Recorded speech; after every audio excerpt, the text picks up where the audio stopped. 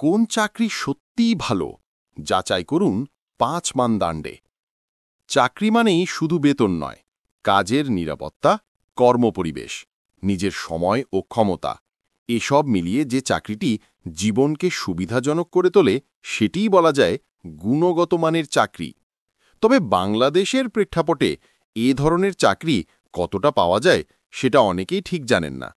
সম্প্রতি একটি বৈশ্বিক সমীক্ষা অনুযায়ী চাকরির মান নির্ধারণের ৫টি মাপকাঠি রয়েছে, যা আপনাকে বুঝতে সাহায্য করবে আপনার চাকরিতে কি সত্যি সুবিধা, সুনির্দিষ্ট নিয়ন্ত্রণ এবং উন্নতির সুযোগ আছে কিনা।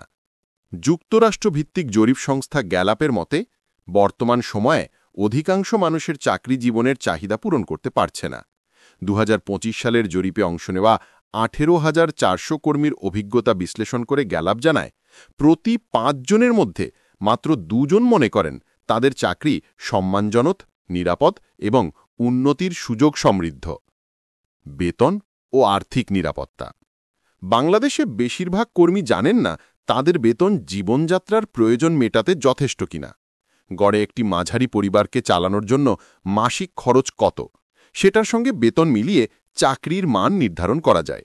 বিশেষ করে প্রাইভেট সেক্টরের অনেক কর্মকর্তা পর্যায়ের কর্মীর বেতন নিয়মিত বাড়ছে না। অনেক ক্ষেত্রে সময়মতো বেতন পাওয়াও কঠিন। ঢাকার একটি বহুজাতিক সংস্থার জুনিয়র অফিসার আরিফুল ইসলাম বলেন, আমি মাসে যা বেতন পাই তা শহরের ভাষা ভাড়া ও খরচ মেটাতে যথেষ্ট নয়, তাই আরও একটি খণ্ডকালীন চাকরি করতে হয়।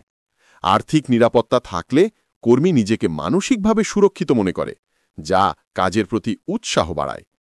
সময় ও কর্মঘণ্টা নিয়ন্ত্রণ। চাকরির আরেকটি গুরুত্বপূর্ণ দিক হল নিজের কাজের সময় ও কর্মঘণ্টা নিয়ন্ত্রণ করা। দেশের অনেক প্রতিষ্ঠান এখনও ক্লক ইন আউটের ওপর নির্ভরশীল। কর্মী তার সময় নিজে বেছে নিতে পারলে মানসিক চাপ কমে, কর্মদক্ষতা বাড়ে। সময় ও কর্মঘণ্টা কঠোরভাবে নিয়ন্ত্রিত হলে কর্মীকে অতিরিক্ত চাপের মুখোমুখি হতে হয়, যার ফলে মানসিক ও শারীরিক সমস্যা দেখা দিতে পারে। কর্মস্থলে অংশগ্রহণ ও প্রভাব। কর্মীরা নিজের কাজ, বেতন, নিরাপত্তা এবং নতুন প্রযুক্তি বা প্রক্রিয়ায় অংশ নিতে পারলে চাকরির মান বেড়ে যায়।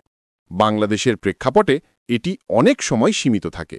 ঢাকার একটি ব্যাংকে জুনিয়র কর্মকর্তা রাকিবুল হক বলেন, আমরা অনেক সময় নতুন সফটওয়্যার বা প্রক্রিয়া নিয়ে মতামত দিতে চাই, কিন্তু সেটি গ্রহণযোগ্য হয় না, ফলে অনেক আইডিয়া বাতিল হয়ে যায়।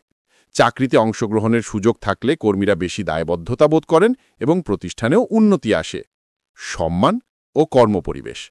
কর্মীকে সম্মান জানানো এবং উপযুক্ত কর্মপরিবেশ নিশ্চিত করা মানসিক স্বাস্থ্য ও কার্যকারিতার জন্য অপরিহার্য।